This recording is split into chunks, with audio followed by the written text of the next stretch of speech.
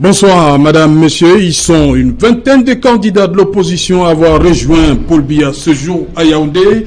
Je vais les citer comme ça. Il y a Jean de Dieu Momo du PADEC, Joachim Tabi Owono de la MEC, Fritz Ngor du MEC, Robert Bapoli-Porte de l'UPC et Tita Samuel Franck du CPP. Ils ont donc décidé d'accorder leur soutien à Paul Biya le 7 octobre prochain.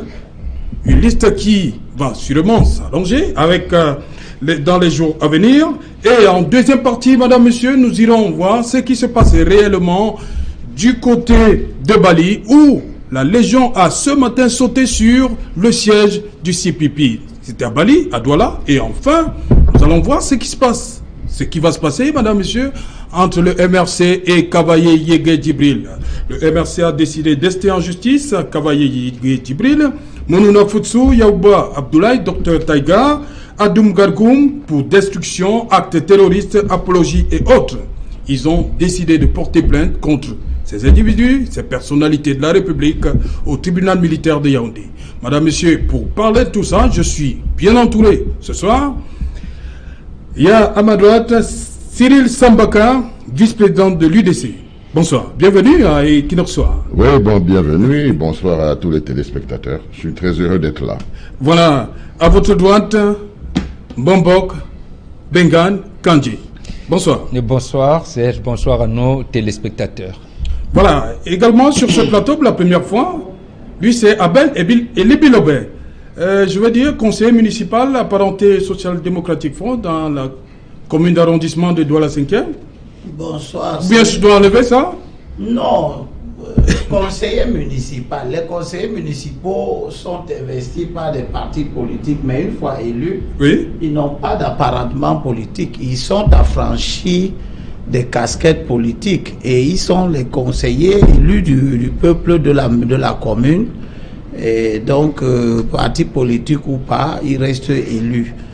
Donc, je suis conseiller municipal sortant et vous savez que notre mandat va se terminer le 14 octobre 2018. Et vous avez décidé de démissionner? Non, je ne vais pas renouveler le mandat. Pourquoi? Je ne suis pas d'accord avec les raisons pour lesquelles le président a prorogé le mandat. Oui. Il dit qu'il y a surcharge électorale, mais c'est lui qui a organisé la surcharge électorale en faisant en sorte qu'en 2011, oui, il a été élu, c'était pour 7 ans, il savait que le mandat va se terminer en 2018. En 2012, les conseillers municipaux auraient dû être élus. Oui. Il a prorogé le mandat sans raison fondamentale en 2013. En faisant comme cela, il savait que le nouveau mandat qui court de 2013 pour 5 ans allait être échu en 2018. Donc, il savait qu'en 2018, les élections présidentielles, législatives, municipales vont se rencontrer. Entre-temps, il a organisé les élections sénatoriales pour la première fois. En 2013, il aurait choisi de les organiser autrement. Il savait donc que le mandat des sénateurs aussi va se terminer en 2018. Il ne peut donc pas évoquer la surcharge du calendrier, surtout après avoir prévu pour le budget 2018, 50 milliards de francs pour financer les élections. Et après nous avoir dit dans son discours de fin d'année que l'année 2018 allait être une grande année électorale. Je suppose que 2 élections sur les 5 ne font finalement pas de l'année 2018 une grande année électorale. Donc je ne suis pas d'accord avec le président et j'ai décidé que comme je ne suis pas d'accord avec le président, je ne serai pas conseiller municipal pendant la prorogation. À l'effet de ne pas être contre lui, mais en tirant profit de ce qu'il fait. Quand on n'est pas d'accord avec quelqu'un, on ne tire pas profit de ce qu'il fait. Ça s'appelle un recel d'immoralité. Voilà, il y a beaucoup parmi ceux qui ont décidé de rejoindre le président ce matin qui étaient contre lui, farouchement opposés à lui. Et on en parle tout au long de cette émission. Non, nous savons que oui, c'est pas nouveau. Oui, on en parle justement. Le fait du jour.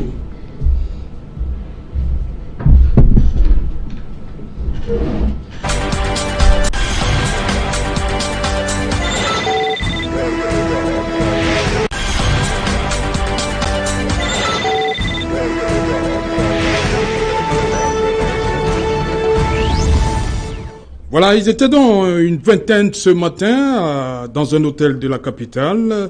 Jean de Dieu Momo du PADEC, Joachim Tabi Owono de la Mecque, Fritz Ngor, Robert Bapolipote de l'UPC, connu il y a quelques jours par le ministre Lanté, Tita Samuel Fong également du CPP. Ils ont décidé d'accompagner le président le 7 octobre. Cyril Sambaka. Un premier commentaire face surtout à l'attitude de Jean de Dieu Momo, qu'on a vu très actif au lendemain de la présidentielle de 2011. Oui, est-ce que je dois... Dans le G7, il faut le dire comme ça. Tout à fait. Comment comprendre ce revirement de Jean de Dieu Momo? Vous savez, la politique, c'est une course de fond, avec des pointes de vitesse. Il y a des gens qui n'arrivent pas à faire la politique en termes de course de fond. Donc, je comprends qu'ils se découragent en chemin. Mais j'ai l'impression que les gens se découragent aujourd'hui vraiment à tort. Parce que nous sommes à la croisée des chemins. Et je dois dire que je l'ai ressenti depuis un certain temps, qu'une certaine clarification devra automatiquement se faire. Et je salue le fait que 20 personnes ou 20 partis, j'enlève le CPP parce que la personne qu'on a prononcée là, nous on l'a jamais connue, nous avons toujours travaillé avec... Non mais reconnu par Paula Tangandji. Oui, mais je veux dire que nous on ne l'a jamais connu. C'est le président fondateur de nous avons travaillé, fondateur ça c'est une chose, actif c'est une autre chose. Donc nous avons travaillé tout au long avec le CPP pendant des années, nous n'avons pas connu ce monsieur. Donc j'étais aujourd'hui au siège de CPP et j'ai vu que c'était barricadé, il y avait les gendarmes, il y avait les policiers. Bon, donc pour moi, quand on me dit ce monsieur représente le CPP, il représente le CPP du gouvernement. C'est pas le CPP des partis politiques que nous connaissons parce que nous avons travaillé souvent ensemble. Maintenant, ce que je dois dire, la clarification est nécessaire. C'est une clarification. Quand vous voyez 20 personnes aller, n'est-ce pas, présenter leur programme et dire que voilà, ils vont avec le président Biya à condition qu'il fasse la décentralisation et autres, c'est risible. C'est tout simplement risible. Et je dois dire que c'est une clarification aux yeux des populations parce que ces gens... Qui est véritablement opposant. Ils ont fait semblant d'être opposants et puis à la dernière minute, ils se sont rabattus là-dedans. Un opposant, c'est un opposant. Jusqu'à la fin de sa vie? Oui, sauf si vous vous asseyez et que vous fassiez un programme ensemble, sachant très bien où vous allez, avec des méthodes, avec une approche qui puisse permettre d'évaluer si les objectifs que vous vous êtes fixés sont en train d'être atteints.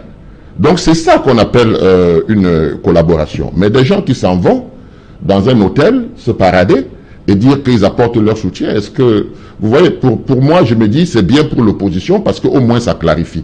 Et vous allez vous rendre compte qu'au sein de ces appareils, s'ils ont des appareils, il y a des bandades parce que, à la réalité, c'est tous les Camerounais qui vivent la souffrance que nous vivons tous et qui savent que l'heure est venue pour le changement. Mais si les leaders trouvent autre chose à dire, probablement, ils vont leur demander des comptes. Vous êtes allé là-bas, qui vous a envoyé là-bas et comment est-ce que vous faites pour que vous vous mettiez à l'opposé de ce que nous voulons parce que nous pensions que nous étions de l'opposition, mais vous allez dire que vous n'êtes plus de l'opposition. Oui, justement, dans cette liste, Noé Bengan, Bombo Bengan, il y a Robert Bapolipote, reconnu il y a quelques jours c'est-à-dire désigné par Paula Tangandji.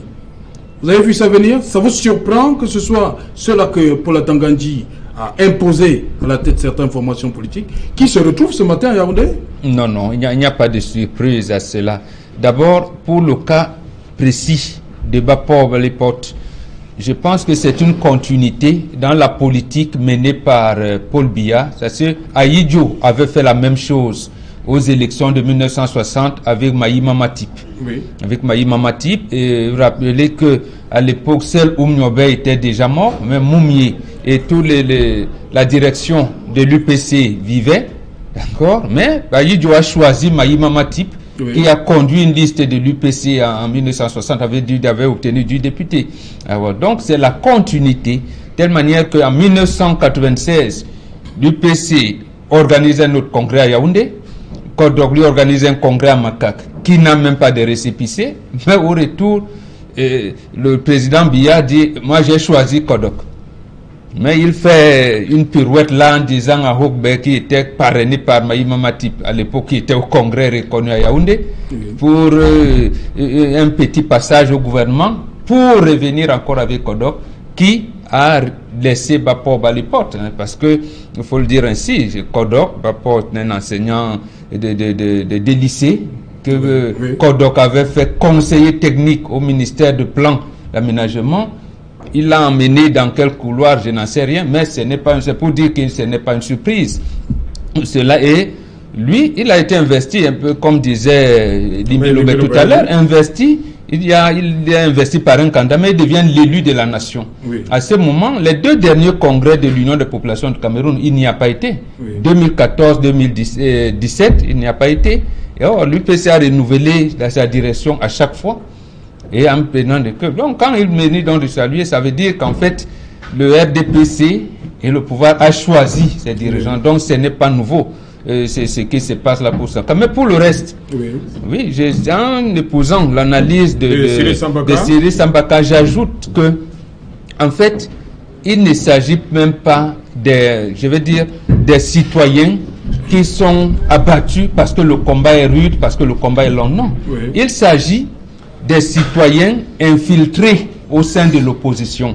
Et la démarche du ministre Atangandji est ceci que lui dit, moi je n'ai pas été à l'ENAM. Je sais qu'à l'ENAM, il y a on utilise certaines pratiques. Moi, je considère que je suis militant de RDPC. Nous sommes en guerre. Aujourd'hui, ceux qui venaient me voir la nuit, il faut qu'ils viennent le jour. Que tout le monde les voit. Il les expose. Il a dit, mais venez voir le jour. C'est pas possible. Il faut que mes troupes, je les range là devant tout le monde. Bon, c'est ce qu'il fait. Donc il manque quelqu'un sur la liste? Il y a beaucoup d'autres d'ailleurs. Même la vingtaine qui ont déposé les candidatures là, le 8. D'ici le 8 octobre, il y en a d'autres. Bon, voilà, mais les autres seront toujours cachés parce qu'on va lui dire que maintenant on ne peut pas exposer tous les soldats comme ça. Encore que c'est des officiers, on ne les expose pas. Voilà, il nous a rejoint sur ce plateau pour faire complet. Il est membre du comité central du Rassemblement démocratique du peuple camerounais. Lui, c'est le professeur Pascal Charlemagne Messanga Nyamdi. Bonsoir, prof. Bonsoir, bonsoir. Je vous assure, de ma vie, c'est la première fois que j'ai un petit retard sur un plateau. Ça fait 1 heure que je suis bloqué. Bon, c'est de ma faute. Surtout qu'il y a ces opposants ici sur le plateau. C'est pas eux qui vous ont bloqué. Ils ne me pardonneront pas ça. Mais je suis arrivé en moto. C'est pour vous dire qu'au RDPC, c'est la réalité, même au comité central, même quand on est malvoyant, on peut faire comme le peuple aussi. Justement, il y a 20 soutiens à votre champion ce matin. Oui, je suis et pas n'importe lesquels. Bien informé, oui, vous savez. Surtout ceux qui ont été, on va le dire comme ça, désignés il y a quelques jours par le ministre Laté. Il y a 2 sur les 3. D'abord, avant de... C'est tout bénéfique pour le RDPC. Oui, ça fait du bien. Oui, avant de répondre, je voudrais faire une observation. Vous verrez que depuis les indépendances, il y a des mécanismes d'alliance, de structuration et de déstructuration, de construction et de déconstruction du système qui sont toujours évoqués par certaines personnes, qui pour moi ne sont pas sérieuses. Il y a des déconstructions opérées par le pouvoir. Il y a des déconstructions opérées par les opposants eux-mêmes. C'est pas juste de voir que des personnes dites nationalistes et responsables, puisque je voudrais ici parler de l'UPC, soient en train toujours, comme je l'entends, et je l'ai encore entendu ici, d'accuser les autres. On ne sait pas le code électoral, l'autre a fait ci, l'autre a fait ça. C'est tout simplement la preuve qu'ils ne sont pas disciplinés. Vous savez, pour faire la politique, c'est avec beaucoup d'intelligence d'ailleurs. C'est parce qu'ils ne sont pas disciplinés que le ministre Laté a décidé de désigner quelqu'un à la tête de son interlocuteur. Il faut l'expliquer. Moi, je suis biaïste, c'est-à-dire une aile progressiste avec Ateba Yéné, libre, qui porte le projet et l'intention présidentielle de rigueur et de moralisation. Je crois que vous savez tout ce que ça nous a coûté à ce jour. Et c'est pourquoi je suis allé voir Atangandji et quelques-uns. Atangandji est un ami. Moi, j'étais chez le ministre Atangandji. J'ai voulu comprendre. Vous savez, nous sommes en période électorale. Certains veulent toujours détourner les Camerounais par leur analyse, leurs intentions et leur sensibilité partisane. Il faut comprendre que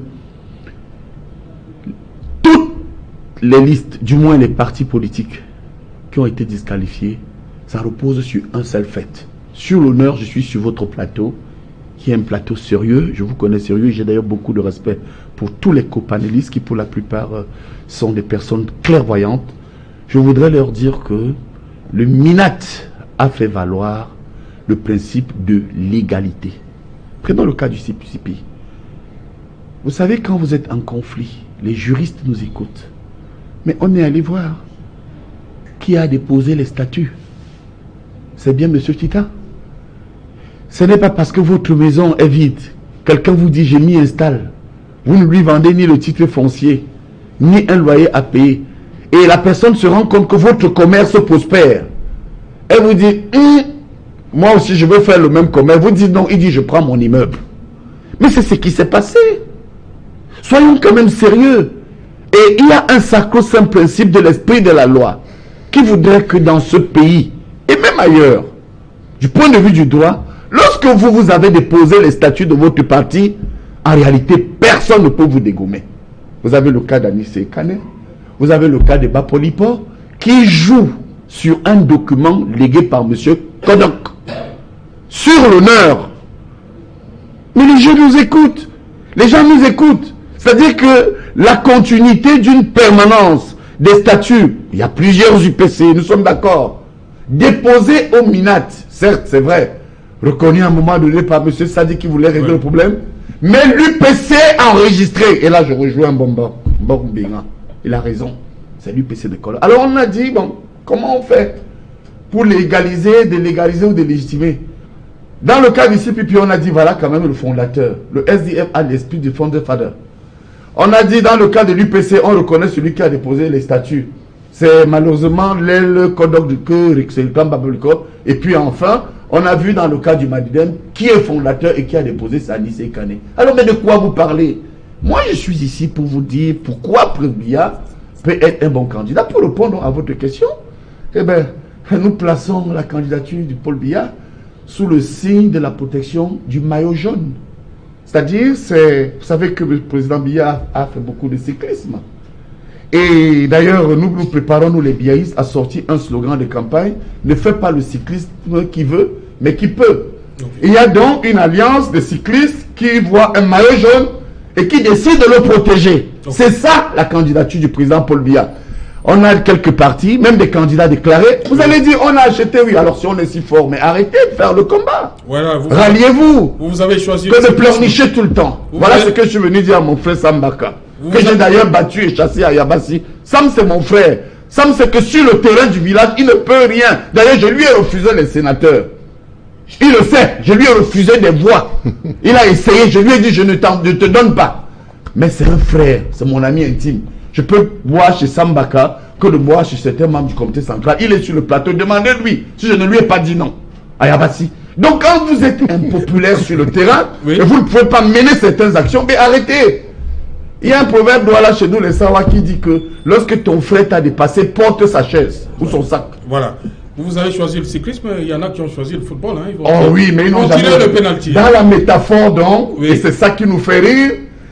Mais comment pouvez-vous imaginer, oui, qu'une personnalité âgée de 85 ans et l'autre âgé de 65 ans, c'est le cas de mon collègue Kamto, je voudrais vous rappeler qu'il est enseignant permanent à l'IRI comme moi, mais il reste un brillant professeur. Hein. Ça, il faut vous le... ballon brillant, mais piètre homme politique. Vous croyez que Kamto, qui n'a jamais joué au football, peut tirer un penalty? Encore qu'on a vu Wome rater le penalty. Donc vous voyez qu'ils sont dans la figure de style communicationnel, dans le virtuel. Nous sommes dans le réel. Je vous assure, Paul Biya fait encore le cyclisme. C'est pourquoi nous disons aux Camerounais, protégeons notre maillot jaune. Ok. Philippe Sambaka. Oui, je dois dire à la suite de mon jeune frère Messanga, oui, que moi j'appartiens à un parti politique et nous avons des statuts, nous avons des règlements intérieurs. Tu dois nous rejoindre. Tu sais qu'on a même discuté de ça au village. Tu sais que il faut quand même dire que nous voulons que tu rejoignes le parti depuis. Ah, mais je ne sais pas pourquoi tu résistes dans un parti essentiellement ethnique et basé. Tu n'es pas du Noun. Non, tu es un noble du Cam. Non, je veux dire que le parti est tribaliste. Non, Professeur. Permettez-moi de vous dire que... Non, vous ne pouvez pas je dire vous dis quelque chose. Nous sommes dans l'analyse et la campagne est partie. Il y a des partis régionalistes. Il y a des partis nationaux. Oui. Vraiment, j'espère qu'on ne me prendra pas encore dans une mauvaise interprétation pour dire que... C'est le vice-président Sambaka. L'un des partis. Et c'est pourquoi je veux que M. Sambaka rejoigne le RDPC. Pas parce que il est Yabassi, le RDPC n'est pas un parti de Yabassi. Le président Biya Abeti, moi je suis Sawa. Voilà. Mais je suis un descendant de Wale. Et Wale, c'est les Bassa, c'est les Douala, c'est les Congo, c'est les Makoni. Je suis pas dans oui, j'ai été patient, je l'ai laissé parler. Donc pour dire que nous avons des règlements intérieurs et des statuts dans les partis politiques. Donc c'est pas parce que vous avez fondé un parti que vous êtes obligé d'être le propriétaire de ce parti. Le parti appartient à tous les adhérents. Et il s'avère que quand on doit pouvoir choisir celui qui dirige, on va au vote. Et celui qui a gagné, c'est lui qui dirige le parti, donc c'est lui le mandataire de ce parti. Bon, maintenant, je comprends que dans le centralisme excessif, dans le parti unique, on n'avait pas pensé à tout cela. Mais nous sommes à l'ère de la démocratie. Donc, vous pouvez créer un parti politique et vous retrouver dehors. Oui. Ça, c'est tout à fait normal parce que c'est la majorité qui met en place la politique de ce parti. Oui. Quand j'ai fini de dire cela, je dois donc dire que nous sommes, comme il a dit, en train d'aller vers des élections présidentielles. Les gens qui ont signé pour rejoindre le RDPC, c'est de leur bon droit. Ils n'ont, pour moi, ils n'ont rien à voir avec les populations qui vivent ce que nous vivons. Parce que vous semblez condamner leur attitude, hein, surtout. Non, Jean de Dieu Momon. Je dis tout simplement. Parce que vous dites que, bon, Jean de Dieu Momon, ce n'étaient pas de véritables opposants. Jean de Dieu Momon, c'est un brillant avocat. Oui. C'est un ami. Mais moi, je lui ai souvent dit qu'un homme politique se forme. Il n'agit pas à gauche et à droite, n'est-ce pas, suivant le vent.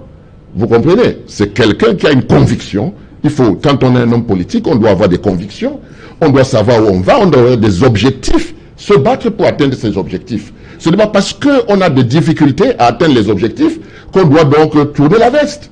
La veste ne doit pas être tournée. Quand on regarde ce pays, quand on regarde comment nous vivons, quand nous regardons Douala, nous regardons Yaoundé, avec les ordures partout, n'est-ce pas?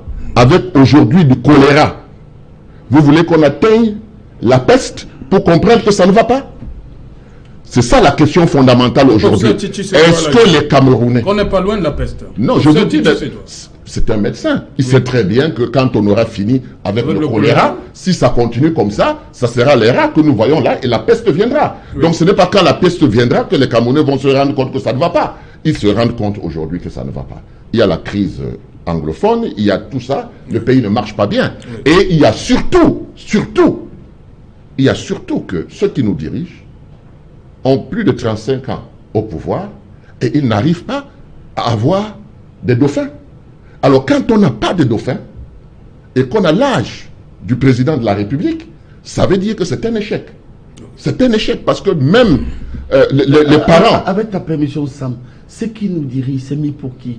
Pour ceux qui dirigent les partis politiques aussi ou tout ceux qui nous dirigent, ceux qui gouvernent ce pays. Oui, donc vous ne voulez pas dire que ceux qui dirigent aussi les partis? Non, ceux qui gouvernent. Réfléchissez un peu. Je dis bien ceux qui gouvernent. Non, un peu de élargissez un peu. Non, je n'ai pas besoin d'élargir. Alors, je crois qu'ils m'ont compris. Parce que vous savez ce que vous faites. Je vais vous dire, parce que vous allez comprendre que depuis 90, c'est les mêmes qui dirigent les partis politiques. Oui, nous aussi nous connaissons la chanson. Je connais la chanson. Montrez l'exemple.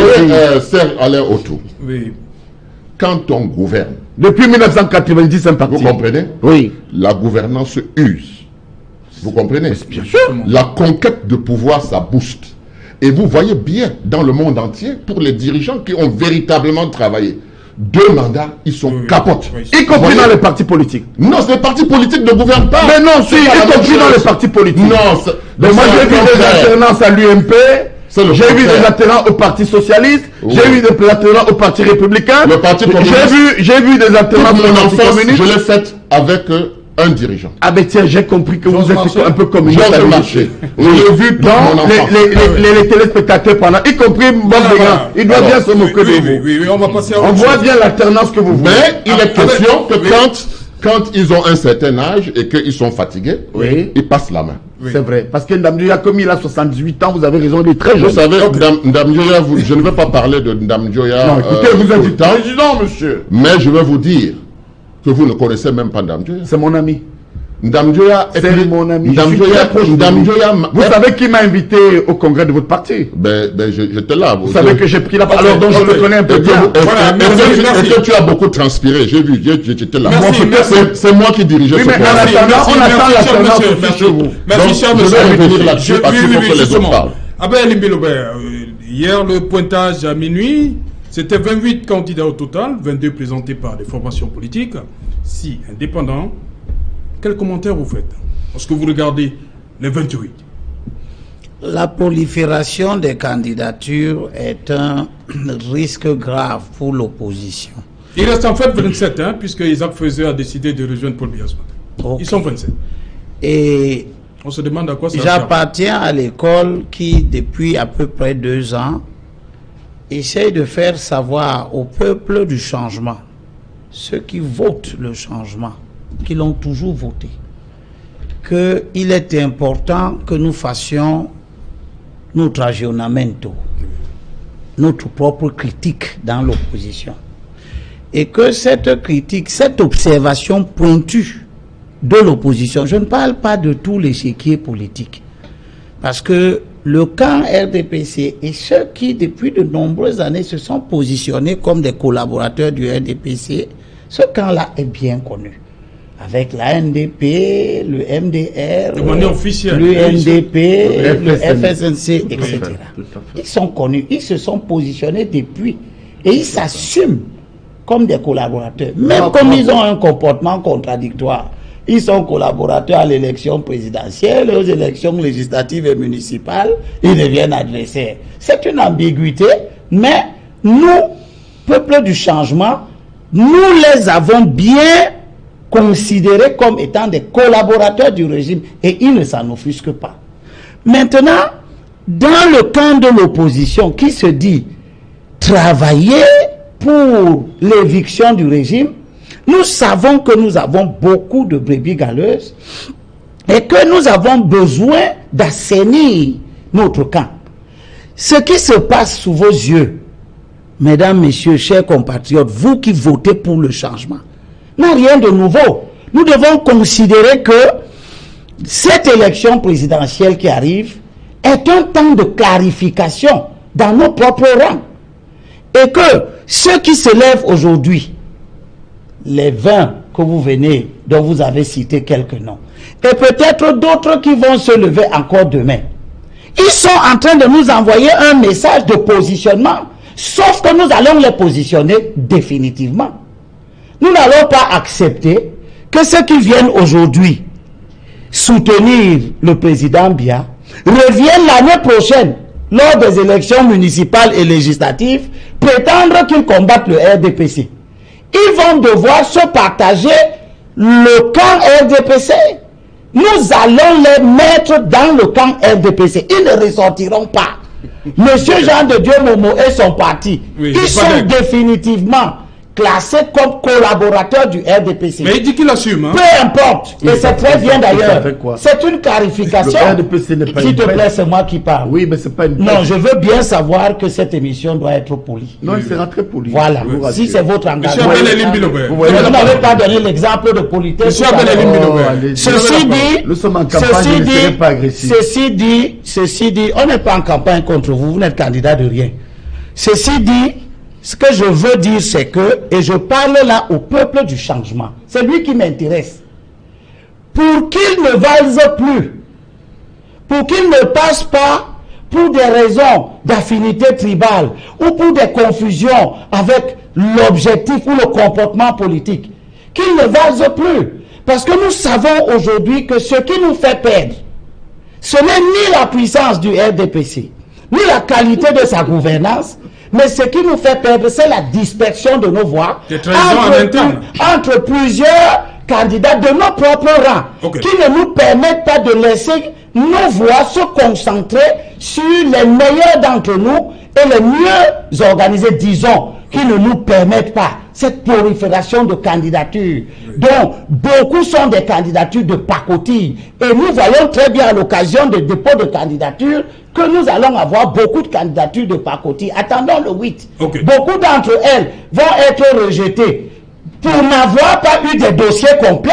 Oui. Parce qu'un homme politique sérieux, Samba Kamoé, même le professeur Messanga Nyanding, savent très bien que la moindre des choses à laquelle nous devons déférer, c'est de savoir constituer un dossier de candidature. Donc, tous ces candidats qui vont être rejetés pour n'avoir pas déposé des dossiers complets, nous savons qu'ils sont des candidats de pacotille. Je leur dis donc, je dis à notre peuple, et je sors par là, que cette élection sera le temps de la clarification. Justement. Nous n'allons pas, et il faut se déterminer comme bloc sur l'idée que ceux qui prononcent le soutien au président Biya prononcent le soutien au président du RDPC.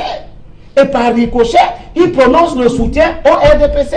Okay. Ils ne pourront pas, à l'occasion d'une autre élection, revenir comme des opposants au RDPC. Ils vont s'assumer. Ils disent qu'ils s'assument. C'est bien. Ils s'assumeront définitivement. Oui, d'abord, Noé Mengan, j'ai une question. Je vais revenir à vous, professeur. Et parmi ces candidats, il y a 2 femmes. Et Abiba, que nous avons reçu ici, elle a finalement déposé son dossier. Oui. C'est une résistance c'est de la défiance vis-à-vis du ministre Paula Tangandjili. Comme je l'ai dit tout à l'heure. Elle a décidé d'aller jusqu'au bout. Hein. Non, il y a des... En fait, si l'UPC était bien organisé, il y aurait en son sein les courants de pensée. Les courants de pensée, malheureusement... L'UPC n'est pas bien organisé. Justement, parce que avec Amadou Ahidjo, comme je l'ai dit tout à l'heure, on n'a pas laissé la possibilité à ce parti de s'organiser. Oumniobé décède, on confie à Maïma Tip, qui lui n'a pas déposé les statuts, il n'était même pas la direction du parti. Or, Moumie, le King et Abel vivaient encore, mais c'est Maïma Matip qui vient organiser les élections en 1960. Sur la base de quoi? De la falsification des textes organiques. On continue dans la falsification de ces textes organiques là aujourd'hui. C'est-à-dire que lorsque, même si c'est une association simple que nous créons ici, disons même, essayons Football Club de Bonaparte, on décide que Limbilou est président, voilà, Bengan conseiller, professeur Messanga Nyanding secrétaire, on va déposer à la préfecture. Demain, quand il y a des problèmes, les autorités administratives reviennent, disant qu'ils avaient même prévu quoi? Leur cotisation, leur congrès, assemblée générale à l'air se tenir comme. C'est ce que, depuis Ahidjo, ce gouvernement que mon ami et l'un de mes formateurs à l'époque, Moukoko Priso, fait à son âme, avait prédestination. Donc en fait, alias Elengambouinga. C'est cette bataille-là qui continue. C'est cette bataille qui continue et j'ai peur d'une chose. Il y a quelqu'un qui appuie la candidature d'Abiba, j'ai peur. Peur de qui? Il s'appelle Hokbenden. Bon. Parce que Abiba dit je peux négocier avec tout le monde sauf le RDPC, parce que même du vivant de Moumié, il n'aurait pas négocié avec le RDPC. Mais connaissant le parcours politique du professeur Hokbenden et qui vient appuyer la candidature d'Abiba, va-t-il laisser Abiba? Va-t-il l'entraîner dans des chemins qui vont rejoindre le chemin de Bas-Paul-Porte et de Bas-Legelnkot? Pour le moment, je m'interroge, j'attends de voir. Donc, pour dire quoi? Pour dire que la clarification est en route. Comme j'ai dit, Mongo Betty, je pense, avait accordé une interview en 90 à nos confrères de Jeune Afrique économique. Il disait qu'au départ, il y aura tout un cafouillage, mais la clarification se fera année après année. Donc, comme l'opposition est tellement infiltrée de la base au sommet par le pouvoir, ce n'est pas maintenant. Mais je crains qu'on n'en arrive pas à ce qui est arrivé en Côte d'Ivoire. Au Fouet-Boigny le sage, au Fouet-Boigny ceci. Mais dès qu'il décède, depuis 1993, la Côte d'Ivoire est ce qu'il est.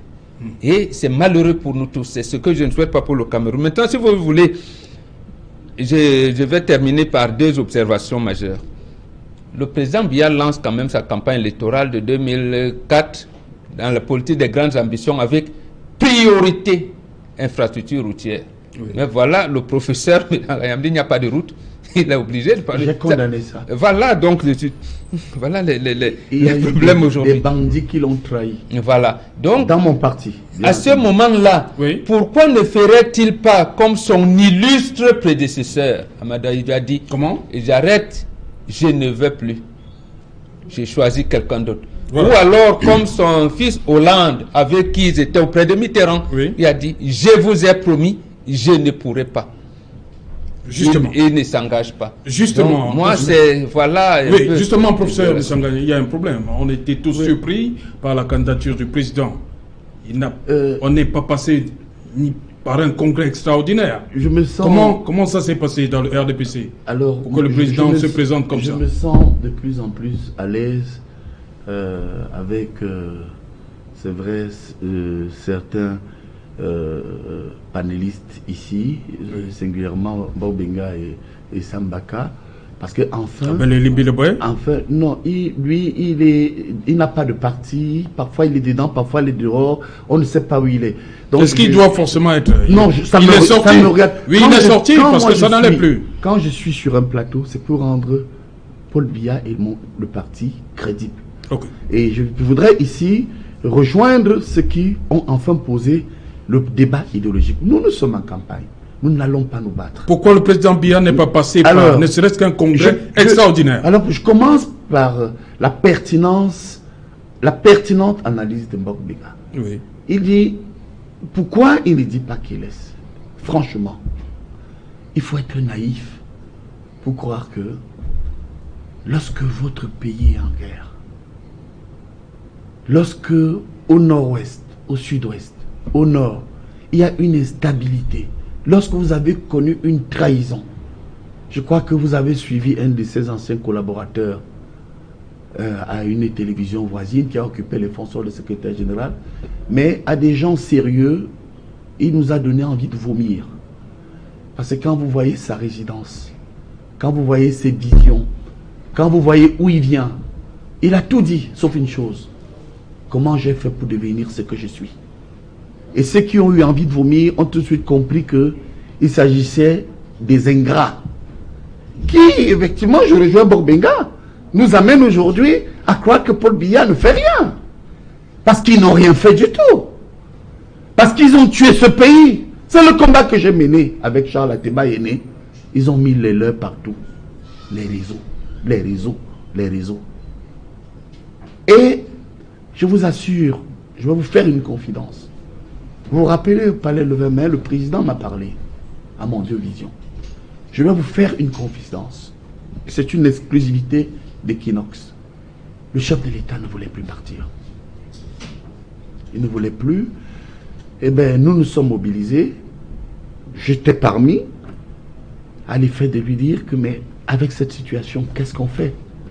Mais monsieur le président, rappelez-vous, le 20 juillet 1990, à RMC, devant le journaliste Yves Mourouzi, vous avez fait état de ce que vous vouliez laisser l'idée de celui qui a apporté la démocratie et la prospérité.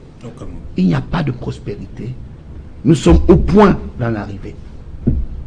Et vous savez, le président Paul Biya, comme vous le savez, un ancien séminariste, un homme à l'écoute, avec tout ce qu'il y avait, et compression, y compris moi, les biaïstes et les autres, il a dit, je réponds à cet appel pour tenter de redresser le Cameroun. Je vous assure, Serge, si il n'y avait pas eu cette déstabilisation, vous-même, ici, là je convoque même mes copanélistes, personne ne peut quitter la tête d'un État lorsqu'on voit tout ce qui est en train de se passer la Bible. Ça aurait été un échec pour le président. Okay, imaginez un temps soit peu.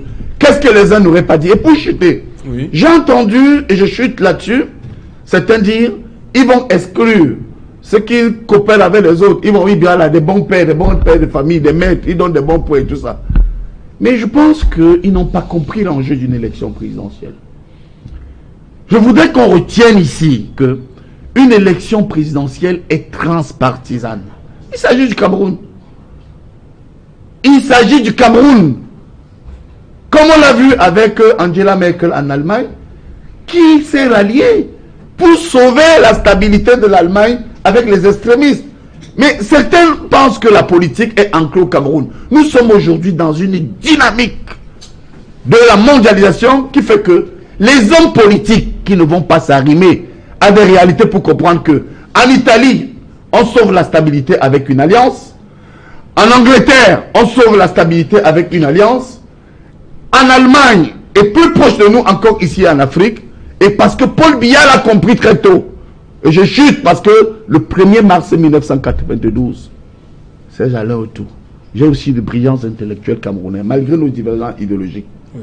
Il suffisait, après l'élection présidentielle du 1er mars 1992, qu'un Frédéric Augustin Kodok, 18 députés. C'était les législatives. Législatives, merci beaucoup. La première élection pluraliste. Absolument. Du 1er mars 1992. Il suffisait, nous, permettez-moi vraiment, je voudrais que vous m'accordiez aussi l'humilité, en tant que professeur de sciences politiques, nous disons à nos étudiants, après une élection, les leaders font ce qu'on appelle une politique commune de politique générale.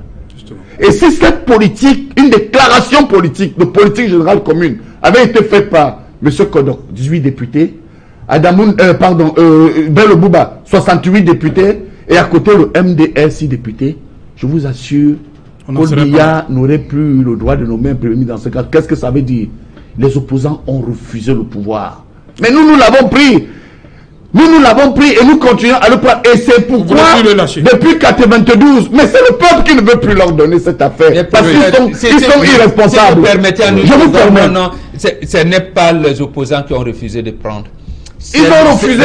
C'est le RDPC qui a manœuvré sa chose. Et si vous voulez... donc ce sont des gros bébés. Monsieur Bello Bouba nous regarde.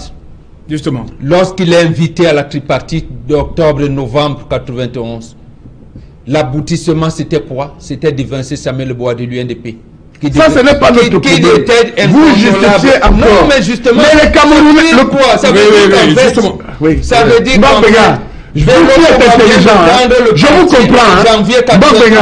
Moi, je vous comprends. Et je suis... Non. Ce monsieur est très intelligent. Je vais vous dire quelque chose.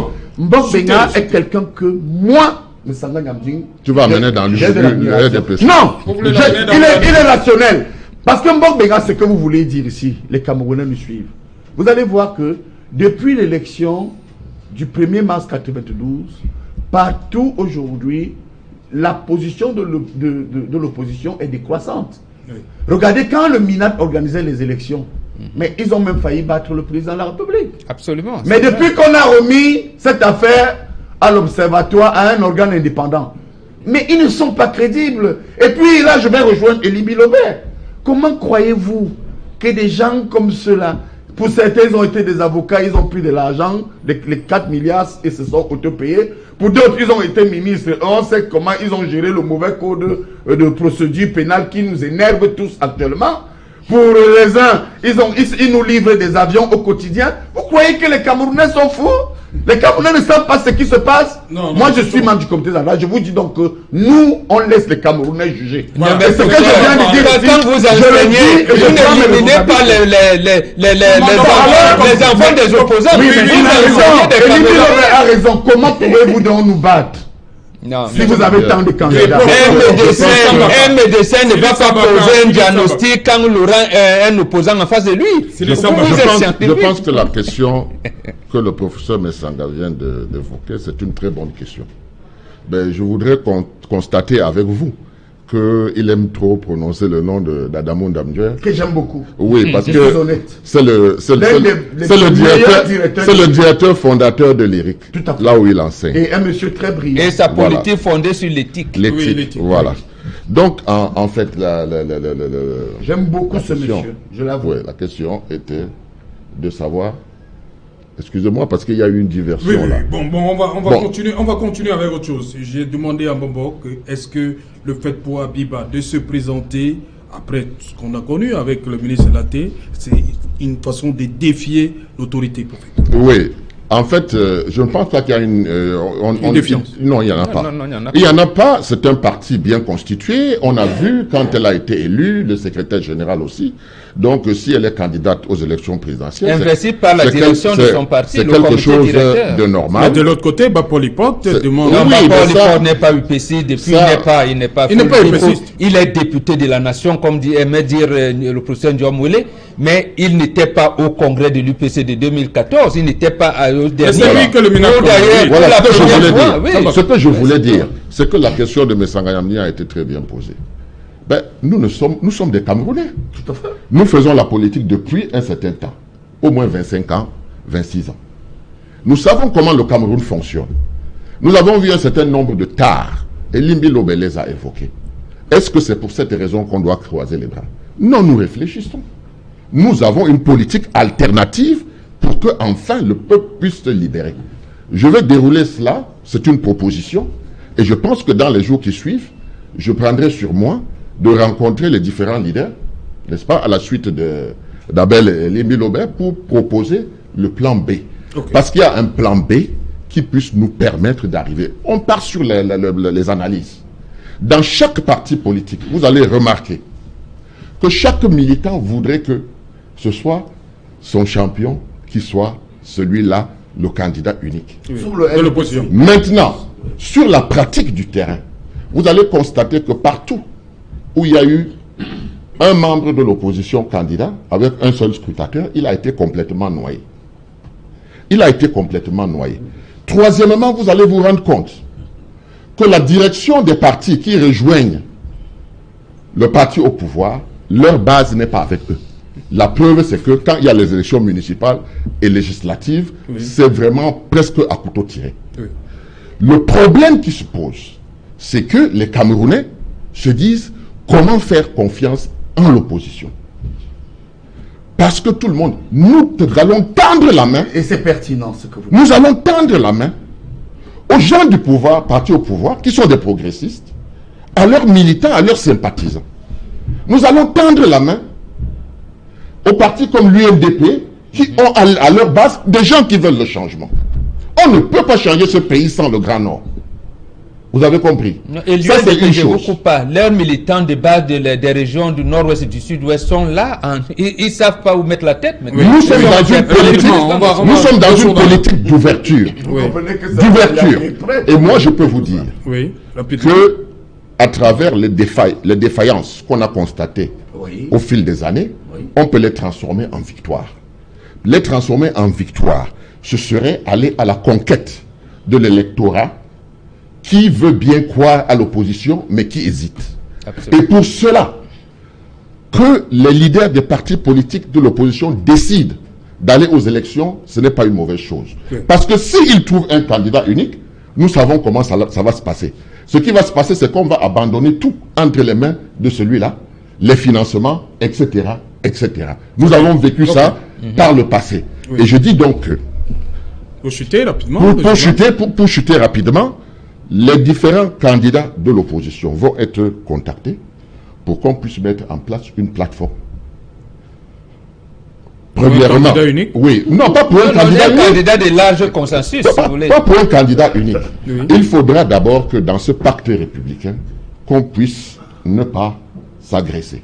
Donc, Non agresser. Oui, on en parle. On en parle. On en parle au fil du temps, mais il y a beaucoup de Oui, choses. oui, il y a Vous beaucoup de avez choses. encore le temps, vous croyez? Absolument. Et on en parle. Absolument. Professeur Mais moi, Messangayamni. je pense que vous- Non, non, il y a des Professeur, idées et ces idées vont aboutir.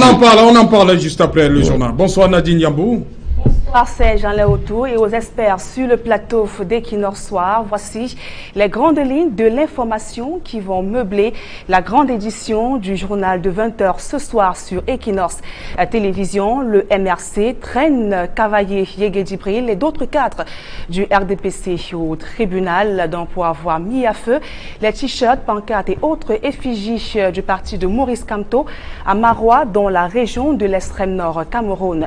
Il faut également préciser que le MRC, qui a d'ailleurs saisi le tribunal militaire de Yaoundé, donc accuse Kavaye Djibril de destruction, acte de terrorisme et bien sûr d'apologie, entre autres, dont nous ferons le point tout à l'heure au journal de 20h. Également, nous reviendrons sur cette grosse curiosité dans la course à la présidentielle de 2018. 20 partis politiques d'opposition ont donc décidé de rallier la candidature de Paul Biya.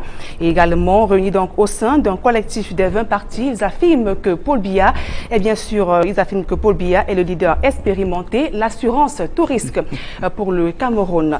Également, nous parlerons également de cette grosse absence de certains candidats qui pourtant sur la ligne de départ en 2011, notamment, il faut signaler Jean-Jacques Ekindi, le coordonnateur du mouvement progressiste, avait d'ailleurs annoncé sa candidature, mais il a désisté donc à la dernière minute, dont nous ferons le point tout à l'heure au journal de 20h. Enfin, nous intéresserons également sur cette ambiance tendue ce vendredi matin au QG du CPP à Douala. Les forces de l'ordre ont assiégé ce matin les locaux pour empêcher la manifestation de ce vendredi. Il faut signaler que le mouvement Stand Up for Cameroun ainsi que le Cameroun patriotique diaspora du père Ludovic Lado entendaient s'exprimer bien sûr sur la crise anglophone ainsi que la présidentielle de 2018. Voilà donc entre autres Serge autour les sujets qui vont meubler la grande édition de tout à l'heure. Voilà, merci. On retrouve donc Nadine Yambou dans un instant et après, on va revenir sur ce plateau en compagnie des experts. Madame, Monsieur, le journal de Nadine Yambou dans quelques minutes. Bio-romance.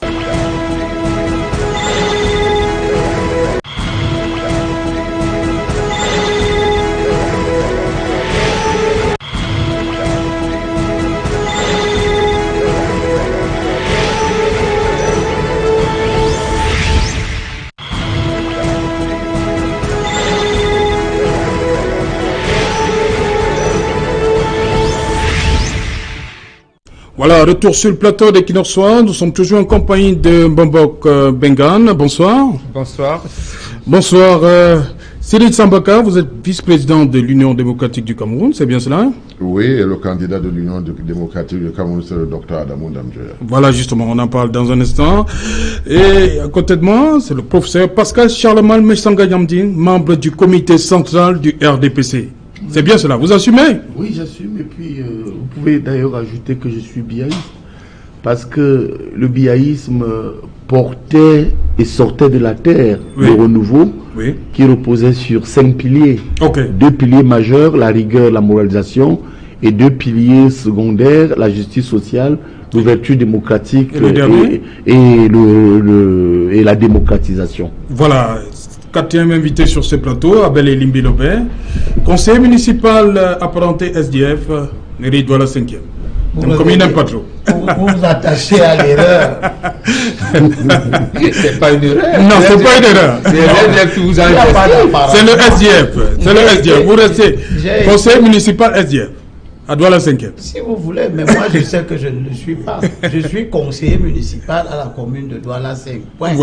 Voilà, je reste avec vous. Ce matin, le Cameroun People Party, qui fait son siège, a été.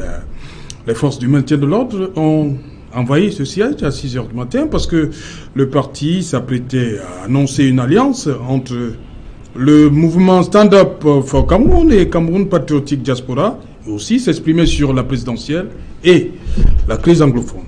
Une nouvelle fois, les droits ont été les droits individuels. Selon le communiqué parvenu à notre rédaction, une nouvelle fois, le pouvoir a marché, pour le dire, sur les droits et libertés individuelles. Et partie de l'opposition.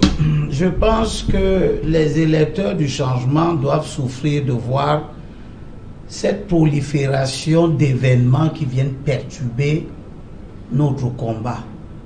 Et je considère que, aussi malheureux soient les uns comme les autres de ces événements, avec des disputes sur des questions de pouvoir, qui nous amènent dans des combats qui ne sont pas des combats de l'heure, sont des égarements qui sont causés par certains leaders politiques eux-mêmes. Il faut se dire des vérités. Donc le CPP n'avait pas d'intérêt à faire cette sortie ce matin? J'estime que je n'ai pas de commentaires à faire sur les douleurs de ce parti. D'ailleurs, je suis surpris, je ne savais pas qu'il couvait une crise interne du genre de celle que nous voyons chez les UPCistes et autres. Mais ce que je suis en train de dire, c'est que les leaders politiques devraient eux-mêmes prendre des dispositions pour que le temps de la campagne électorale ne soit pas le temps de diversion. Qu'on ne nous divertisse pas à travers des combats qui n'ont rien à voir avec l'organisation des élections. On va aux élections. Tout le monde savait qu'il allait avoir des élections. Tout le monde qui est sérieux devait prendre des dispositions pour que chacun, par ses agissements, ne perturbe pas la bonne marche vers ces élections. Pour ce qui nous concerne de l'opposition. Donc, moi, je suis désolé de voir que c'est à 30 jours, ou 35 ou 40 jours des élections que tel parti politique a des problèmes de secrétariat général, tel autre parti politique a des problèmes de succession, tel autre parti politique a des problèmes de conformité à ci ou ça, etc. Tout ça, c'est des comportements qui montrent que l'opposition doit faire son ménage. Nous devons faire le ménage dans l'opposition. Nous n'allons pas gagner une bataille vis-à-vis du RDPC avec des comportements politiques qui ne font pas de nous des exemplaires. Abel Elimbilobe, que répondez-vous à ceux qui pensent, qui disent que vous n'êtes plus un opposant? Ils peuvent le dire. Personne ne... Parce qu'ils disent que votre discours a fondamentalement changé. Mais mon discours vise justement à faire en sorte que ceux qui entravent les victoires de l'opposition soient dégagés du champ de l'opposition. Parce que tout est clair aujourd'hui. L'opposition échoue, pas parce que le pouvoir est fort, il est bon, mais parce qu'elle est désordonnée. Parce qu'elle ne se comporte pas avec une certaine entente. Vous voyez, nous sommes à quelques jours de tous ces candidats. Aucun n'a visité l'autre. Aucun n'est allé chez l'autre. Ils ne se sont assis nulle part pour se parler, pour envisager de mener un combat commun. Serge Espoir Matomba, allez voir Maurice Capto. Tant mieux. Ça pourrait être peut-être l'exemple qui confirme la règle, l'exception qui confirme la règle. Oui. Mais ce que nous avons vu sur dans votre journal parlé, c'est un ensemble de leaders qui vous disent que comme on n'a pas pu faire la candidature, nous on s'en va soutenir Paul Biya. Et aucun d'eux ne vous dit l'action qu'il a lui menée pour que cette candidature de large consensus, que j'appelle depuis 2 ans, ait lieu. Aujourd'hui, ils veulent prendre pour alibi qu'ils s'en vont soutenir Paul Biya au motif que l'opposition n'a pas pu avoir une candidature de large consensus. Ils sont des menteurs. Et mon mot est à sa place. Ils sont des divergents. Ils sont ceux qui organisent la division. Et à eux, j'ai gardé ce verset de la Bible que je souhaite leur dire. Ah, aujourd'hui, c'est la Bible. Et à tous les militants du changement. Oui, oui, allez-y. Pour que nous ne nous égarions pas. Oui, parce que ce que nous voyons là, oui, les chrétiens du 1er siècle, du temps de Jésus-Christ, avaient connu ce type d'élément. Oui. L'apôtre Paul qui parle aux chrétiens leur dit de Romains: or je vous exhorte, frères, à avoir l'œil sur ceux qui suscitent division. Ayez l'œil sur ceux qui suscitent division. Et occasion de trébucher à l'encontre de l'enseignement que vous avez appris. Et Paul est clair. Il dit, et évitez-les. Évitons ceux qui organisent des divisions, qui organisent des occasions de trébucher. Paul ne nous dit pas d'aller faire des alliances avec les gens qui ne sont pas nos amis politiques, etc. Non. Paul dit de les éviter. Et il ajoute, car des gens de cette sorte sont esclaves, non pas de notre Seigneur, c'est-à-dire sont esclaves, non pas de notre objectif commun, mais de leur propre ventre, la politique du ventre. Ah bon? L'argent qui doit couler à l'occasion des élections. Oui. Nous les électeurs, nous ne sommes pas payés pour voter. Mais il y a des gens qui sont payés pour être candidats et entretenir, soi-disant, une campagne électorale. La première tranche du financement de la campagne électorale est à l'origine de tout ce désordre. Tout ce qu'on voit. Oui. Et Paul termine en disant, oui. et pas de paroles doucereuses et de discours attraflateurs, ils séduisent les cœurs des personnes sans malice. Donc nous allons avoir le temps des querelles inutiles. C'est aussi le temps de la clarification. Cependant, à 2 mois des élections présidentielles que les gens se disputent sur qui est à la tête du parti. Absolument. Vous ne trouvez pas ça extraordinaire? Vous ne voyez pas que nous devons clarifier la situation de ceux qui s'appellent opposants. C'est à 2 mois, pardon, d'une élection déterminante. Nous luttons depuis 26 ans. Mes frères, nous avons déjà perdu 15 élections. Vous voulez qu'on perde la 16e élection? Oui, vous allez Non, elle ne pourra pas.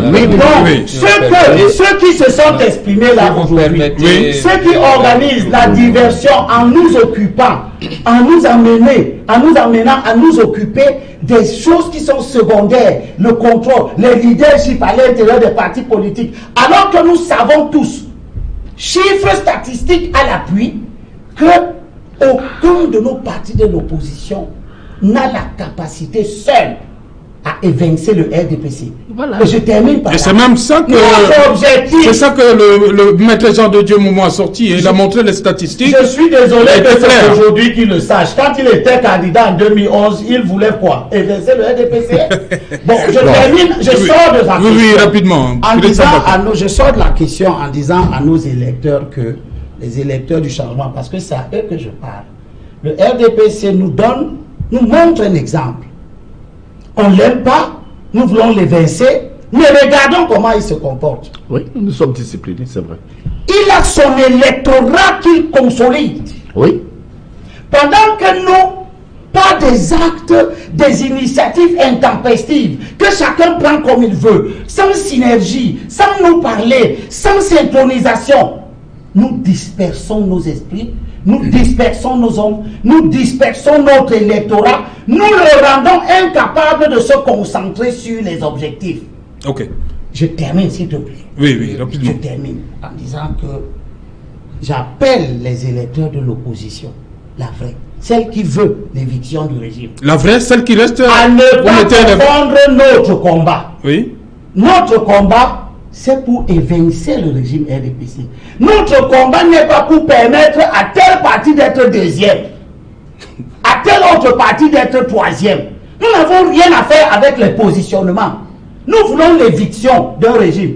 Ceux qui viennent au combat à l'élection présidentielle et aux élections à venir, pour se déterminer dans l'échiquier politique, ils ne sont pas en train de mener notre combat. Ils mènent notre combat qui rime à l'adversité les uns contre les autres.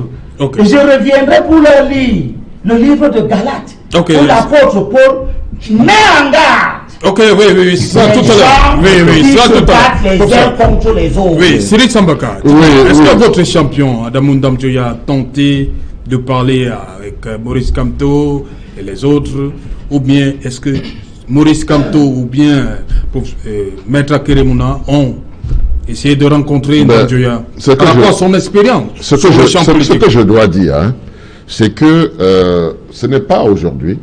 L'UDC a cette tradition. L'UDC est le seul parti qui a fait des coalitions, oui, n'est-ce pas, et des coalitions même gagnantes. Oui.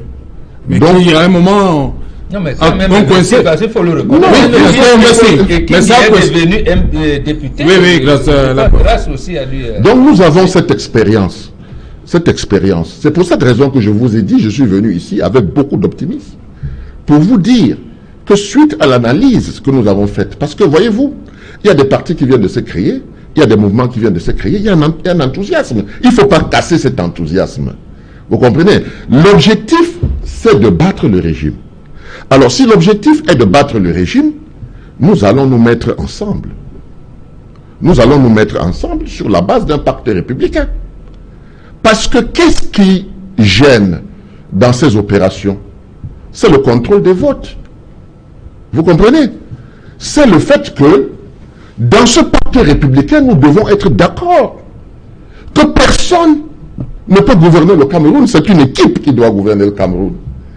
Celui qui sortira le premier, qui va battre le parti au pouvoir, parce que le parti au pouvoir, si on met en application un bon plan, nous allons prendre des gens qui allaient voter le RDPC. Il faut qu'ils soient en confiance. Nous devons mettre en confiance même les militants du RDPC. Je vous l'ai dit tout à l'heure. Ceux de l'UNDP, etc. Ce sont des gens qui veulent le changement. Ils veulent profondément le changement, mais il faut qu'ils aient confiance. Et cette confiance, nous allons la mettre en place sur la base, n'est-ce pas, d'un pacte républicain. Moi, je vous le dis en premier, le travail qui va commencer, il va commencer et je me propose de rencontrer tous ces leaders. Parce que la vérité dans cette affaire... Vous ou bien Adamou Ndamdjoya? Non, moi je veux le faire. Je veux le faire parce que c'est un des leaders qui me l'a demandé. C'est un des leaders qui me l'a demandé. Donc je veux le faire, je suis le premier vice-président de l'UDC. Donc je vais rencontrer le président de l'UDC, je vais rencontrer le président des autres partis, les candidats. Après le 7 octobre? Je vais voir, je vais prendre des rendez-vous. Vous êtes bien conscient que vous perdez votre temps? Non, je ne perds pas mon temps. Je vous le perds. Parce qu'il n'y a pas de problème sans solution. Il y a une solution, mais il faut que cette solution soit une solution qui arrange. Je vous ai expliqué tout à l'heure qu'on ne surveille pas le vote avec le RDPC, avec un candidat. Vous êtes sûr de perdre. Il faut dans la salle au moins 3 à 4 partis politiques qui ont déposé leur dossier et qui vont contrôler les bureaux de vote. Il faut que les populations comprennent que nous sommes à la croisée des chemins et que plus tard on retardera, n'est-ce pas, l'alternance. Nous allons avoir des problèmes. Nous avons pris l'exemple tout à l'heure de l'insalubrité où il y a le choléra et bientôt la peste. On doit freiner tout cela. Ceux qui disent qu'il y a les problèmes dans le sud de ce monde, ils ont parfaitement raison. Mais c'est un choix d'aller aux élections, de ne pas aller aux élections. Quand on ouvre une fenêtre, à partir du moment où on a fait des analyses, et on s'est rendu compte que pendant 2 ans, le gouvernement en place n'a pas trouvé de solution à la crise anglophone, cette petite fenêtre qui s'ouvre au niveau des élections, on doit s'y engouffrer parce que peut-être de là viendra la solution. Et dans les dispositions de ce pacte républicain, la première chose après avoir gagné, c'est de pacifier le Cameroun. Et je dois vous dire, non, je dois vous le dire, et c'est très important. Oui, on ne peut pas avoir un pays comme le Cameroun, où il y a un monsieur comme Adamou Ndamdjoya, qui a été à Sarajevo pacifié, qui a été en Afrique du Sud pacifié, qui sort d'Israël pour résoudre les problèmes de conflit, le pardon, etc., etc. Ce monsieur a fait le tour du monde, partout où il y avait les conflits. Vous avez appris qu'il a été consulté pour résoudre les problèmes? Est-ce qu'il ne peut pas proposer ses services aussi? Non, vous savez, ce gouvernement connaît bien qui est Adamou Ndamdjoya, ce qu'il a fait à travers le monde par rapport aux crises. Oui. Aujourd'hui, nous constatons qu'il faut aussi proposer ses services. Hein? Peut-être qu'ils ont oublié. Non, nous avons eu un conseil au niveau du parti où le bureau politique nous a demandé de réfléchir sur la sortie des crises. Parce que de toutes les façons, la souffrance que les Camerounais vivent, elle doit s'arrêter. Donc la sortie des crises, on prépare, on a des dossiers. Moi j'ai des propositions, d'autres ont des propositions, on va les mettre ensemble. Donc quand je dis qu'il y a un pacte républicain qui devra être signé dans les jours qui suivent, ce n'est pas pour agrandir la crise. Non, c'est pour plutôt s'entendre sur le nécessaire. Pour que demain, les Camerounais qui par dépit ou alors parce qu'ils ont peur, votent le RDPC, parce qu'on leur donne des pains mal cuits, avec des boîtes de sardines, que tous ces gens sachent que désormais, il y a une opposition qui est tombée d'accord qu'après les élections, c'est une équipe qui doit diriger le Cameroun. Donc quand on aura intégré cela, et qu'on verra que, au niveau du RDPC, au niveau de l'UNDP, tous ceux qui supportent bien en croyant que l'opposition ne peut pas se structurer, eh bien ma foi, ils vont rejoindre le camp de l'opposition parce que tout le monde a soif du changement. Le problème, c'est qu'on présente l'opposition comme des gens qui ne sont pas responsables, des gens qui ne peuvent pas s'entendre. Non. Moi, je dis, sur la base d'une plateforme normale, laissons la dynamique se faire au sein des partis politiques. Parce que nous avons essayé ça 24 ans, 25 ans. Mais quand vous avez rencontré une montagne et que vous cognez le front contre cette montagne, si ça ne, vous ne pouvez pas détruire cette montagne, vous la contournez. Okay. Donc, on ne peut pas partir sur le principe qu'on aurait un candidat unique, on aurait un candidat unique, on aurait un candidat unique. Ça veut dire que les Camerounais aiment le régime. Les Camerounais ne veulent pas de ces régimes. Donc, on doit les mettre plutôt en confiance et ouvrir les mains pour la réconciliation sans avoir dans la tête des revanches ou quoi que ce soit pour ces gens qui sont dans le RDPC et qui ont mal. Ils ont mal parce que la gouvernance est mauvaise. La décentralisation n'est pas faite. Il y a plein de choses qui ne sont pas faites. Alors quand j'entends 20 personnes se réunir et probablement prendre les enveloppes pour dire que même leurs militants vont se retourner contre eux, vous pouvez être certain. Voilà. Alors, je voudrais, avec Bombo, à votre permission, Bombo, oui, allez, parce qu'il faut donner une réplique aux politiques immédiatement. Moi, je crois qu'avec cette homélie de notre compatriote ancien du l'ancien du SDF. Oui. Bon, voilà. Et quand on écoute monsieur le vice-président de l'UDC, nous voyons que la conjonction de leur vision et de leur programme est qu'il faut qu'on leur donne un peu de temps pour se préparer. Ils doivent se préparer. Je crois que l'opposition, il faut que les Camerounais donnent le temps aux opposants. En attendant, parce que le président Paul Biya, lui, il est prêt, il a un programme, et on ne va pas toujours attendre les retardataires. Et sur ce point, vous voyez que le président aujourd'hui a donné le ton dans la mobilisation au-delà de son parti. J'ai rappelé techniquement que l'élection présidentielle, chers compatriotes, est une élection transpartisane. Vous avez vu des hautes personnalités comme Marcel Yondo se sont joints au président, on peut en citer d'autres. Et vous savez qu'aujourd'hui, il ne s'agit plus d'une affaire du seul RDPC qui devrait venir, comme tous les autres partis, en appui à la nouvelle politique que va initier le président de la République. C'est-à-dire que Paul Biya tend la main. Vous savez, nous qui soutenons le président, contrairement à ce qui s'est passé avant, on ne le soutient pas inconditionnellement.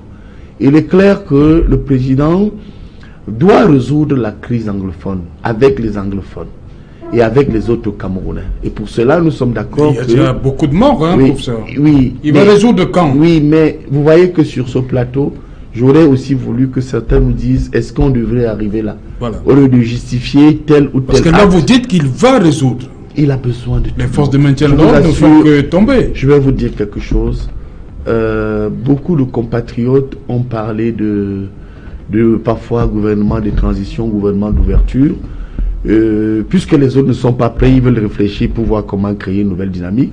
Je crois qu'en attendant, le président va travailler avec ceux qui sont prêts, parce que la nouvelle intention présidentielle va tourner autour d'une mobilisation au-delà du RDPC. Vous savez que... Ce sont les 20 là? C'est avec eux qui vont travailler? Non, j'ai dit au-delà du RDPC. Oui. Les 20 même moi, vous savez, quand je viens ici, je vais dire à Sambaka que nous lui tendons la main. Vous savez, le ministre... À l'UDC ou bien à Sambaka? À tous les Camerounais qui veulent accompagner le président, qui a été longtemps foué par un monsieur qui, Dieu seul sait comment il est devenu secrétaire général de la présidence, un monsieur qui a parlé de tout, sauf de l'éthique et de la morale. On peut reconnaître, et moi qui soutiens le président, je tends la main, je demande même pardon, parce que quelque part, je reconnais que nous avons eu dans notre parti des personnes qui ont fait du RDPC un fonds de commerce. C'est-à-dire, ils deviennent ministres et militants, et puis ils butent l'État, sans eau, sans électricité, chômage. Vous voyez, moi je suis au programme. Et qu'est-ce qu'il faut faire pour sortir de crise? Je crois qu'aujourd'hui, en ce temps de vision, où on doit accorder un mandat à un nouveau président de la République, les Camerounais ne veulent pas des gens qui profitent des plateaux pour venir organiser leur réconciliation. Non, on n'en veut pas. Ils veulent des gens comme moi qui arrivent et qui vous disent que voilà, est-ce que si le président Paul Biya gagne cette élection, il va continuer avec les mêmes hommes? Parce qu'il a eu effectivement trois programmes présidentiels que les autres ont détournés. Regardez, rappelez-vous, en 92 d'abord, je dirais même 4, il a placé son mandat sous le signe de la démocratisation. Oui, là ça a été un mandat réussi, on a plusieurs partis politiques. En 97, il a placé son mandat sous le signe du nouvel élan et de l'amélioration du cadre de vie. Les gens ont braqué le système. Ça n'a pas été. Nous, dans le parti, nous l'avons dit, et certains collègues et compatriotes et camarades ont estimé que nous parlions trop. et qu'on exagérait quand on dénonçait déjà la prévarication. Allez voir l'ouvrage de Charles Atebayene que j'ai préfacé, intitulé « Le paradoxe du pays organisateur ». Allez revoir un autre sur l'enrichissement illicite. Ça a échoué. Je suis de ceux qui pensent que ça a échoué. Parce que nous, dans une certaine mesure, nous avons fait notre mea culpa. Et ensuite, en 2004, il a placé son mandat sous le signe des grandes ambitions. Ils l'ont plombé. On a vu que les grandes ambitions pour le président étaient les grandes ambitions pour certaines personnes. Mais les mêmes personnes sont là. Oui, mais non. Écoutez, pour quelqu'un faire un monsieur comme Marafa en prison, si les mêmes sont là. Moi, j'ai été au procès de monsieur Marafa. Je vais vous rappeler quelque chose. J'ai encore en mémoire ce que le juge Chilik lui a posé 3 questions. Monsieur le secrétaire général, est-ce que le président de la République avait l'intention d'acheter un avion? Le ministre d'État a dit oui. Il lui pose une deuxième question. Est-ce que le président a mis de l'argent pour l'achat d'un avion? Le ministre d'État a dit oui. Ensuite, il lui pose une troisième question. Est-ce qu'il y a l'avion? Il voulait dire, il lui a dit non. Est-ce qu'il y a l'avion? Et Chilit a secoué la tête. C'est vous dire que le président est un humain. Moi qui vous parle ici, je ne vous parle pas d'un homme extraordinaire. Je vous parle d'un humain, un ancien séminariste, quelqu'un qui a cru à un moment donné que les autres étaient comme lui. Et pour chuter donc sur ce plan, je voudrais donc vous rappeler que Paul Biya, voyant que les grandes réalisations sont en passe et doivent se faire, il a lancé l'Ompanga, il a lancé Mekin, il a lancé Meveugle. Malgré tout ce que ça a pris comme retard, l'autoroute Douala-Yaoundé, il faudrait qu'on lui donne une chance, qu'on lui donne la possibilité, mais de réaliser cela. Tout simplement, et je termine là-dessus parce que, regardez, il a donné le ton. Regardez les signes qui parlent. Les autres sont dans le virtuel. Moi, je suis dans le réel. Mon ami qui est aujourd'hui directeur de cabinet civil, je l'ai regardé la dernière fois. Oui, c'est un vieux camarade, c'est un biaïste. J'ai vu comment, avec mes mauvais yeux, il portait un dossier à côté d'un secrétaire général. Et si vous avez un peu de mémoire, chers téléspectateurs, vous allez vous rendre compte que ce n'est pas le secrétaire général du RDPC, comme en 2011, René Sadi a annoncé sa candidature. Parce que le président sait que dans son parti, les gens qui ont le plus fait du mal aux Camerounais, c'est ceux qui ont abordé cette tenue. La tenue du RDPC. Mais le président ne peut pas aller en campagne. Ça, il faut que je le dise. Je vous le dis. Je suis membre du comité central.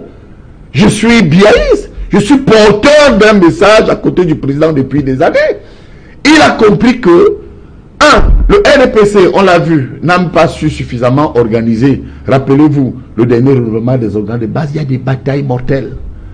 Le RDPC, au sénatorial, il y a eu des batailles mortelles. À Edea, certains ont même refusé la parole en Galais-Bibé. Ça veut dire qu'aujourd'hui, où est l'espoir du président Paul Biya? C'est vous, parce que je chute là-dessus. Le président va opérer une mutation très forte avec les révolutionnaires, les progressistes. Et puis Sambaka, puisque je suis en train de chuter, je vous mets la main sur le cœur, chers téléspectateurs. Les Camerounais vont faire confiance avec toute cette force vive de la nation, force politique, force religieuse, force syndicale. Mais si le président Paul Biya, après sa réélection, je vous assure, n'applique pas cette osmose qui est en train de se reposer sur lui, parce qu'il faut sauver la nation, il faut sauver le Cameroun, il faut sauver la stabilité face à des gloutons du ventre. Là, je cite plutôt Elimbi Lobé, des gens qui ne pensent qu'à leur ventre. Je vous assure, si le président ne fait pas appel à toutes ces grandes sensibilités, le Cameroun va exploser et ce sera imbattable. Mais comme il a conscience de ça, j'ai dit aux Camerounais de se préparer à donner une chance une fois de plus au président patriarche. Je parce que normalement c'est Noé qui devrait s'exprimer. Je lui ai demandé pardon pour dire que c'est quand même regrettable de prendre 30, à peu près 5 minutes pour écouter un mea culpa qui vient de M.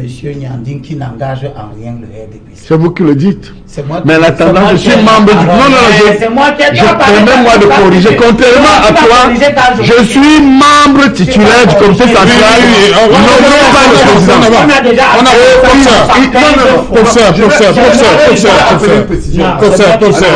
Une chose est sûre, je parle au nom du président.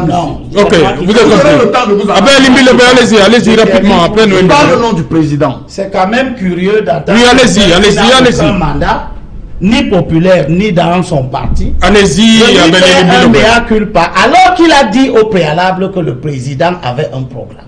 Il a un programme. Et il nous dit, nous parlons de quelqu'un qui a déjà gouverné 36 ans, oui, qu'on l'excuse d'avoir échoué. Je n'ai pas dit ça. J'espère que tous ceux qui nous écoutent ont compris. J'espère que c'est Noé qui doit prendre la parole. Oui, rapidement. Pour leur dire, et moi je ne parle pas aux RDPCistes parce que je n'attends pas que les RDPCistes fassent leur révolution. Ils savent qu'ils gouvernent mal. Et le débat dans cette campagne ne sera pas un débat pour prouver que le régime gouverne mal. Le débat dans cette campagne, ça sera un débat de comment sommes-nous organisés pour évincer ce régime. À vous, peuple du changement, je dis, vous voyez que notre travail a porté des fruits. Il porte des fruits parce que le RDPC, en commençant par le président, et rappelez-vous de son discours de 2013, où il dit, nous avons ceci, nous avons cela, nous avons une jeunesse, nous avons... Mais qu'est-ce qui nous manque? Pourquoi nous échouons là où des pays comparables aux nôtres échouent? Donc le président est conscient qu'il a échoué. La litanie des propos des gens qui viennent exprimer leur esbrouf à la télévision ne nous intéresse pas. Ce qui nous intéresse, c'est nous allons faire comment pour ne pas disperser nos voix, concentrer nos voix sur un candidat de large consensus et donner l'exemple comme aux autres nations du monde. La Gambie, le Sénégal et bien d'autres qui avaient aussi une culture de candidature plurielle, de prolifération, mais qui ont compris. Nous devons faire l'effort de comprendre et ne pas nous laisser prendre au piège de la pluralité des candidatures sans spécificité. Quelle différence spéciale il y a entre Kanto, Akere et les autres, à l'exception du fait que certains veulent nous ramener au fédéralisme et créer là les conditions d'une mobilisation autour de la décentralisation. Merci, donc nous devons nous asseoir et urgemment, et nous ne pouvons pas concevoir que dans ces assises que nous appelons ceux qui sont candidats à réaliser le plus rapidement avec l'aide d'un certain nombre de facilitateurs pour leur permettre de sauter sur les écueils. Nous ne pouvons pas concevoir qu'il s'agit d'une main tendue aux RDPCistes au motif qu'ils se sont assagis. C'est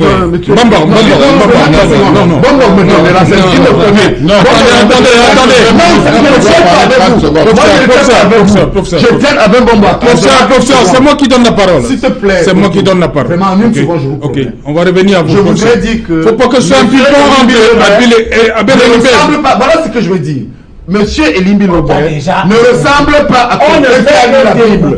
Tu ne ressembles pas à quelqu'un qui a lu la Bible. Tu viens de lire la Bible. Tu viens de lire la Bible. Tu connais Tu viens de lire la Bible et tu refuses un pardon. Merci. Le pasteur te regarde. Merci. Donc.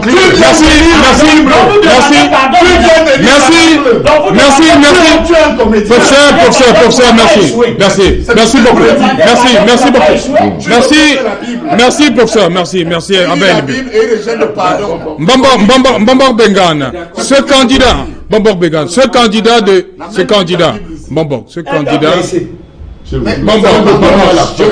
vous en prie, professeur. Ce candidat de large consensus, c'est encore possible? Oui. Avec ce qu'on a vu et les campagnes. Oui, mais sauf que ça va se faire à quel moment? Pendant la campagne? Ça va se faire à quel moment? Politique, 1 plus 1 ne donne pas nécessairement 2. Oui. Ça peut donner 100, ça peut donner moins 10. Donc on ne peut pas programmer ça de cette manière-là. Oui. Mais je pense que ce qu'a dit en premier Elimbi Lobert n'est pas bon pour mobiliser ses forces. Justement, l'élection présidentielle, c'est le moment le plus fort. En Europe, en France notamment, vous avez vu, tous les partis fêtent le 300 millième candidat. Tout à fait.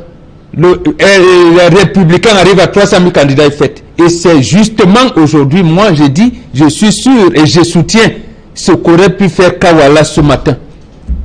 Kawala a dit, nous n'allons pas investir un candidat à l'élection présidentielle, mais nous serons présents. De quelle manière la diaspora et tout, il faut mobiliser les forces. Et justement, ce que nous faisons. On ne peut pas mobiliser les gens qui ne veulent pas aller aux élections. Je vous en prie, appelle Limbi Lobert. C'est bon. Mais ne nous donnez pas du politiquement. Monsieur Sambaka savait bien que le collège électoral pour les sénatoriales était connu et qu'il allait perdre. Il dit, j'ai un message à transmettre. Et alors? Parce que je pense que la décentralisation au Cameroun devrait se faire de cette manière, de telle autre. Vous les laissez, chers amis. Ils sont libres de dire on n'investit pas de candidats, mais nous serons présents. Qu'est-ce qu'ils vont dire? Vous attendez. Première chose. Deuxième chose, écoutez, je ne vais pas. Bon, voilà. Ils ont dit au peuple, vous vous adressez au peuple militant. Ils se sont adressés au même peuple militant. En leur disant. Mais attendez. Oui, allez-y. La diaspora. Il faut bien donner un statut à la diaspora. Ils sont où? Si Kawala et si Pipi, Stand Up Cameroun et autres pensent qu'il faudrait mobiliser, vous les laissez faire. Que viennent faire les forces de maintien de l'ordre à ce niveau-là? C'est des choses à condamner. Dommage, vous venez répondre. Et justement, tout comme il faut condamner M. Cavalier Djibril et tous les ponts du régime qui ont brûlé les effigies. Voilà. Et je dirais même que les opposants devaient aller plus loin. Par exemple, en demandant au Conseil constitutionnel de disqualifier la candidature de Paul Biya, qui est au même moment... Mais pourquoi? L'article 7, alinéa 4 de la Constitution dit que le président de la République ne peut pas assumer une autre fonction élective publique. Il est président du RDPC. C'est contraire. Bon, je peux me tromper, mais que le Conseil constitutionnel nous dise. Non, j'ai fait une lecture. Ce que je voudrais dire. Oui, rapidement, 30 secondes. Face à la situation que tout le monde connaît, quand on a été à Paris, on a été ailleurs, on a vu cette diaspora qui pleure parce que tous les jours, ils sont en train d'envoyer de l'argent à leur famille. Vous comprenez? Et leur famille qui au désespoir parce qu'on leur dit l'opposition c'est ceci, l'opposition c'est cela. Dans les jours qui suivent, l'opposition doit montrer aux Camerounais que l'opposition est responsable et qu'il y a des hommes, mais que la gouvernance après le 7 octobre, ça sera une gouvernance collégiale.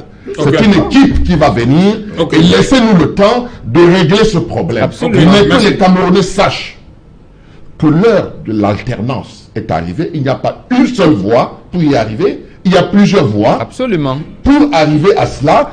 Et c'est le challenge que nous avons aujourd'hui d'aller vers cette voie-là. Voilà, merci. Rapidement, 30 secondes. Oui, moi en 30 secondes. Oui, je fais remarquer à l'opinion nationale et internationale que certains préparent un putsch et une tentative de renversement de régime. Et il y a trois types d'opposants aujourd'hui. Un, il y a ceux qui veulent reconstruire le Cameroun et qui veulent la paix. Le président Paul Biya et certains Camerounais de l'opposition comme Kiruma et autres sont dans cette lignée. Deux, il y a ceux qui viennent là pour faire passer un message. Je suis d'accord avec Bokbenga. Mais par contre, il y a une troisième catégorie. Le MRC par exemple a dit, nous n'allons pas aux élections forcément pour gagner, mais pour prendre le pouvoir. Et je viens d'entendre encore ce discours. Je prends les autres à témoin et l'opinion à témoin de la part de mon frère Sambaka. Vous voyez bien que ce que le CPP, et d'ailleurs Kawala l'avait annoncé, est en train de préparer, c'est un coup de force et c'est la rue. Et je vous ai dit que l'alternance ne se ferait pas par la rue, mais enregistrer cette émission. Vous allez dire que le professeur Messanga, en politologue, a parlé. Certains ne vont pas aux élections, mais ils vont aux élections pour s'auto-programmer élus avant qu'on ne proclame les résultats. Et là, on peut leur dire que nous les attendons. On vous a compris. Nous vous attendons. Oui, c'est compris. Nous vous attendons. Abel Limbi Lobert, 30 secondes. Moi, j'habite. Nous travaillons depuis 26 ans pour obtenir une alternance démocratique. J'appartiens à l'école politique qui veut l'alternance par les urnes. Nous tous. Je n'accorde aucune possibilité de collaboration avec ceux qui envisagent l'alternance selon le modèle burkinabé. Très bien. C'est clair, il faut que ce soit clair. Et les partis politiques se sont positionnés longtemps. Nous connaissons leur discours. Tout à fait. Je ne vois pas pourquoi sur ce plateau, à 30 jours ou à 40 jours des élections, on nous dit qu'on doit laisser la possibilité aux gens qui ont fait le choix insurrectionnel, qui ont dit qu'ils ne vont pas aux élections parce qu'ils ne croient pas aux élections. Et ils croient que c'est par l'insurrection qu'on va faire changer le régime. Nous appartenons à l'école qui veut changer le régime. Personne n'a dit. Merci. Pour gagner les élections par les urnes. Non, mais c'est qui est pertinent. Merci. C'est qui est pertinent. Merci. Merci beaucoup.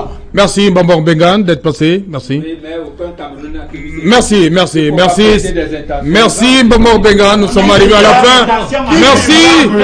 Merci cher monsieur. Merci cher monsieur. Merci. On vous a compris, Abel Elimbi Lobert. Vous ne les connaissez pas. Pourquoi vous voulez faire du politiquement correct? Abel Elimbi Lobert. On vous a compris. Merci Cyril Sambaka. Merci professeur d'être venu. Merci professeur d'être venu. Voilà, merci Abel Elimbi. Merci. Et je vous salue. Merci. Pour ce nouveau programme qui annonce, très dynamique. Annonce de bons moments de réflexion par rapport aux enjeux, et ils sont très importants. Je dis à notre peuple, ne nous dispersons pas. Absolument. D'une variété de discours. Voilà. Ne n'oublions pas ce que les gens ont déjà dit avant. Et puis, je voudrais saluer le groupe Equinox, hein, oui. Parce que autant je lis votre journal, La Nouvelle Expression, autant j'avoue que vous êtes l'un des médias les plus dynamiques actuellement en Afrique. Oui, c'est la corruption. Nous en sommes tout honorés. Madame, monsieur, c'est ici que prend fin ce numéro de Equinox ce soir. On se retrouve lundi. Mais restez sur Equinox Télévision. Le meilleur reste à venir samedi et dimanche. On se retrouve, madame, monsieur, lundi à 19h. Equinox soir. Bonsoir.